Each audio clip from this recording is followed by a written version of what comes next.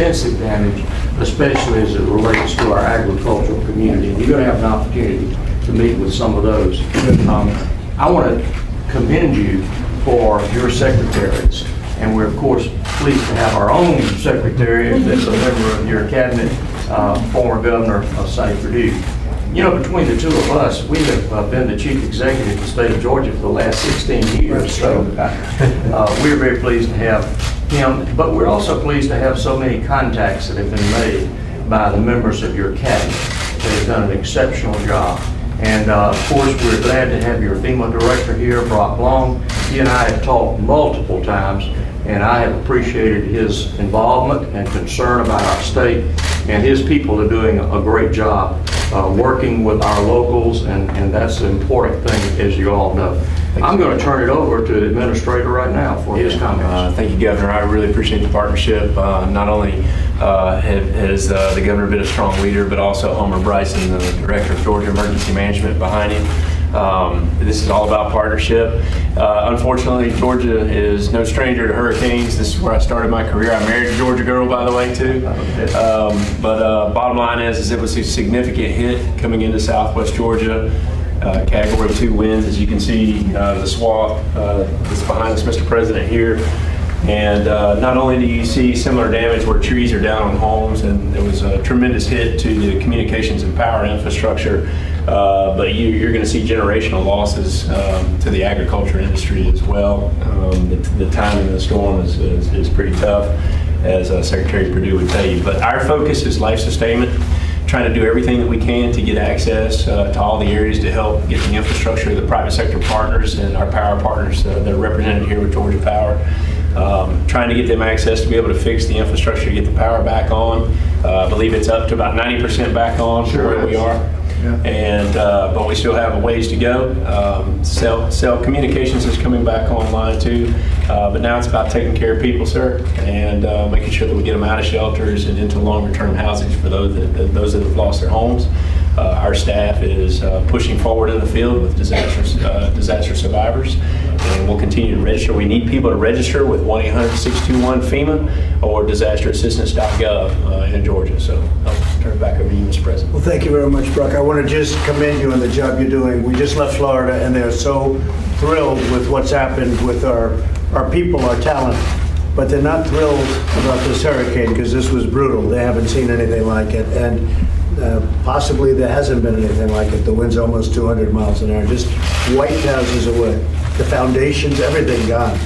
So we saw some areas that were hard to believe, actually hard to believe. But the people are incredible in Florida, in Georgia, in Alabama, and you know, North Carolina and South Carolina went through a lot 2 weeks ago, and they got a little bit of the remnants of this one too on top of it. So incredible people. But I want to thank FEMA. First responders, the law enforcement has been so incredible. Secretary Nielsen, you work so hard. I don't think, have you gone to sleep in the last 2 weeks? I don't think so. But your whole team has been fantastic. And Governor, I'd like to thank you on behalf of the country. What a job you've done in Georgia. And I have to say, Rick Scott in Florida, likewise, the two of you have really done something. And I just spoke to the great governor of Alabama, and she is in there. She's in there fighting and also doing. We have terrific people running these states, and I want to thank you very much, really very much. And Brock, please say compliments to everybody, from myself, the First Lady, Secretary Perdue used to be the governor of Georgia, as we said, but you have been very special. You know more about agriculture than any human being that I've ever spoken to. And he doesn't like it when hurricanes wipe out, the crops. They just wiped them out. That doesn't make you feel too good. We were talking about it. He doesn't like to see that. But Sonny Perdue has been an incredible Secretary of Agriculture. And Sonny, how about saying a little bit? I want to reiterate what Governor Deal said, President. Your administration is making a reputation for being more connected to your state and local partners than any other administration I can ever remember. Commissioner Black, Governor, I've experienced this as well, all the way from local community leaders to state legislators to governors.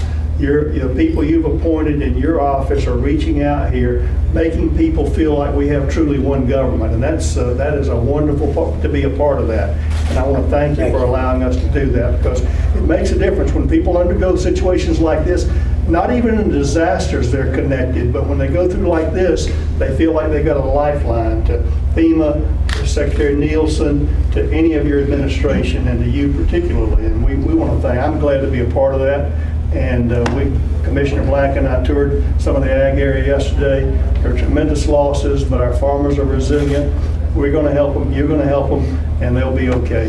Well, let me ask you this, Sonny and Commissioner. When Brock says generational damage, I don't like the sound of generational damage. What does that mean, and how long does that take to get back? As we were talking coming up on pecan trees particularly, these trees typically start bearing about 7 years after they're planted, and then they don't reach economic profitability until about 10 years. So that's what we're talking about. That's half a generation there. These farmers, many percentages of pecan trees across the country, across the state down in southwest Georgia, were toppled, and those that weren't toppled, the nuts have blown off. So they were looking for bumper crop and cotton and pecans and peanuts, and the devastation there is heartbreaking to hear and to feel. And you'll talk to some farmers later today. Good.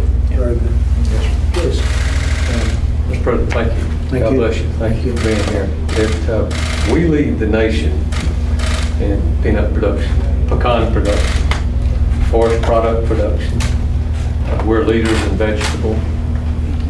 That's production. Today we're leading in destruction, unfortunately. We will lead in rebuilding. No doubt about it. And I had members from intergovernmental relations from the White House. I had 2 telephone calls while the winds were still blowing. Yeah. And I've had good fortune the last year and a half or so to be in and out some in places where folks who do the job I do have never had the opportunity. Secretary used to say that agriculture, when he was the governor and when Governor Deal, we get to come in the front door. Oftentimes it's been the back door. And it's certainly been, it's not been that way, and we're grateful to you, and I promise you we're going to continue to work. We do have an outstanding group of people for you to visit personally with this afternoon. Okay, I look forward to that. I look forward to seeing some of the farmers. They're great people, and we will do that. And that is true. Jimmy Carter, peanut farmer, and a nice man. He is a nice man. Met him on numerous occasions, and you think about it, that's what he did, right? Peanuts. So it's great. Do you have any questions for us? Mr. President, also American Red Cross. Very good. Partners Good job. as well. I heard. Good job. You know, it takes a whole community to overcome these types of disasters, and so it's not only neighbor helping neighbor all the way to federal government, but if it wasn't for the volunteer organizations active in disaster, these guys do a whole lot to help temporary shelter people, and that's what's going on here. And we couldn't do it without you. So thank you. We have a great partnership. Thank you very much. And Power's coming back. Pretty quickly, right? Yes, sir. I'm not surprised. I know your company well. I'm not surprised. Any questions, please? Mr. President, you just left Florida. Are you concerned that there is a possibility that up to 17 F-22 stealth bombers were damaged at Tyndall Air Force Base? No, I'm not hearing that. And they were under repair. Many of the aircraft were flown out prior to the hurricane, but some you can't because the engines are taken out and they're doing a lot of heavy repairing work. We're going to have a full report. There was some damage. Not nearly as bad as we first heard. Are you concerned about how much that might cost, though? I'm always concerned about cost. I don't like it. Do you have any In fact, my first question is, why didn't they take them out? That's because they were fixing. You know, this hurricane happened very quickly. In fact, it was a storm. Nobody thought it was a big deal, and then all of a sudden it started and then became a Category 4. It happened very quickly. No, we think it's much better than we originally thought, but there was some damage, no question about it. And the F-22 is one of my all-time favorite planes. To me, it's the most beautiful fighter jet in the world and one of the best. Yes, sir, go ahead. Are you going to ask Congress for supplementary funding to respond to these hurricanes? The governors know that we're there for them. I spoke with Rick Scott of Florida. Governor, you know that. We're right with you. And we'll be helping Alabama. We'll be helping all of the, as we have been with North Carolina, South Carolina. So we're there. Are you worried at all about the deficit?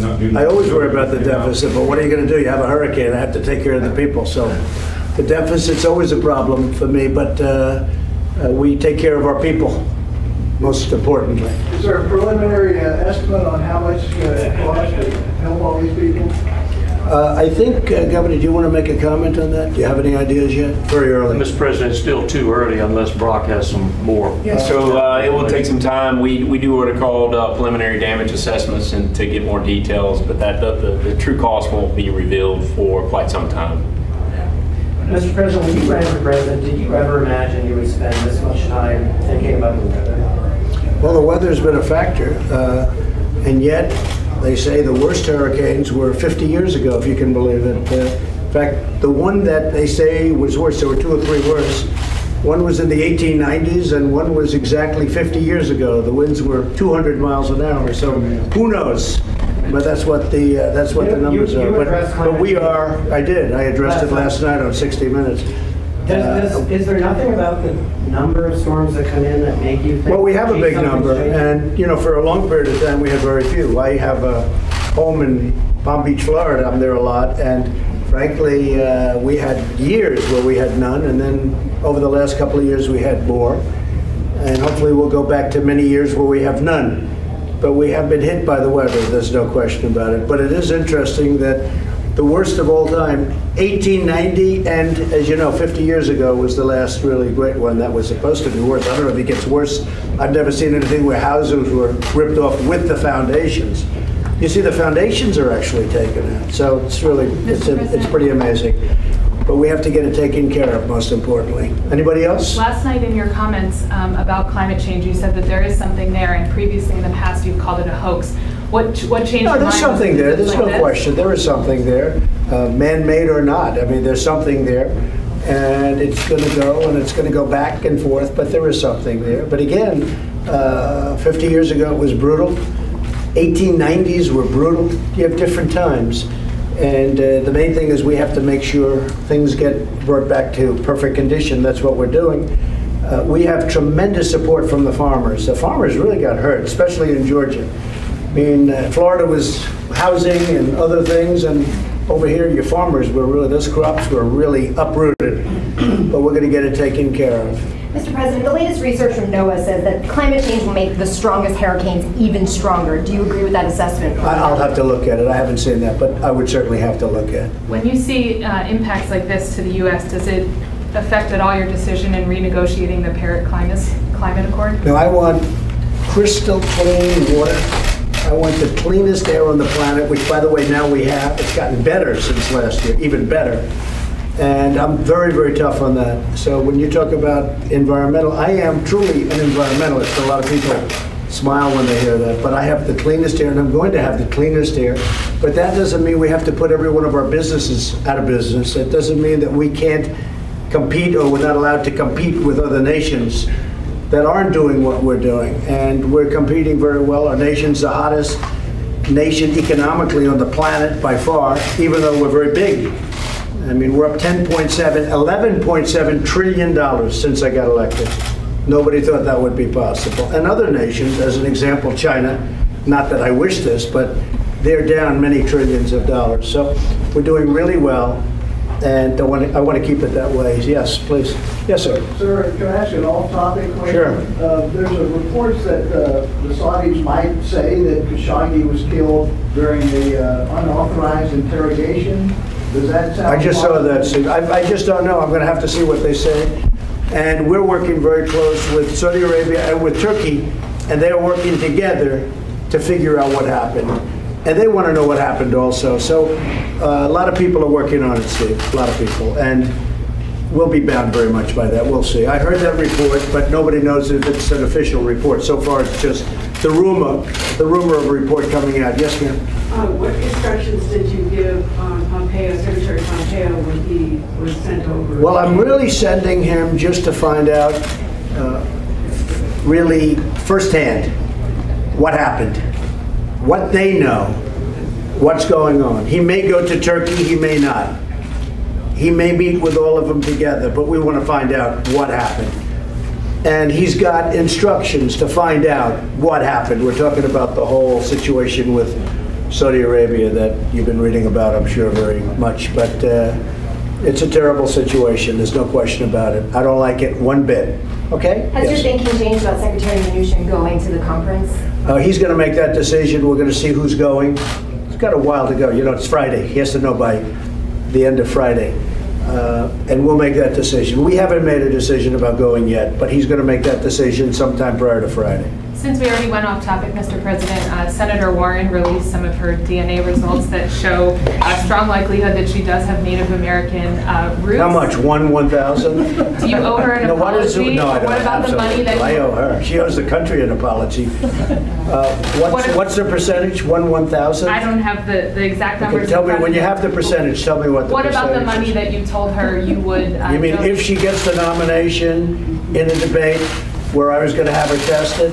I'll only do it if I can test her personally. Okay, that will not be something I enjoy doing either. Okay, what else? Mr. President? Okay. Mr. President, over the weekend you signaled that you're considering reviving the child separation policy. Have you discussed this? I didn't consider anything. I'm considering changing the immigration laws, and I've been doing it for a while because we have the worst, as the governor can tell you, as everybody can tell you, as Sonny can tell you from your time as governor. We have the worst immigration laws and the dumbest immigration laws in the history of the world, okay? There is no country in the world that has such stupid laws as we do. Somebody comes into our country, they put 1 foot on our land, and we have to bring them through a long court process. Or we have catch and release, which is even worse. We catch them, Commissioner, we catch them, we find out they're a criminal, we write them up, then we release them and we tell them to come back in 3-4 years for a court case, and they never show up. We have the dumbest laws in history. It's because of the Democrats, because they want to have these laws that way. And it is so crazy, and we are getting them changed one by one, and we're very tough on the border, and we have to be very tough on the border. So we're looking at all immigration laws. They are a disaster. They're a laughing stock all over the world, and this country will never be a laughing stock when I'm running it. We've made a lot of progress, too. Thank you all very much. Thank you. Thank you.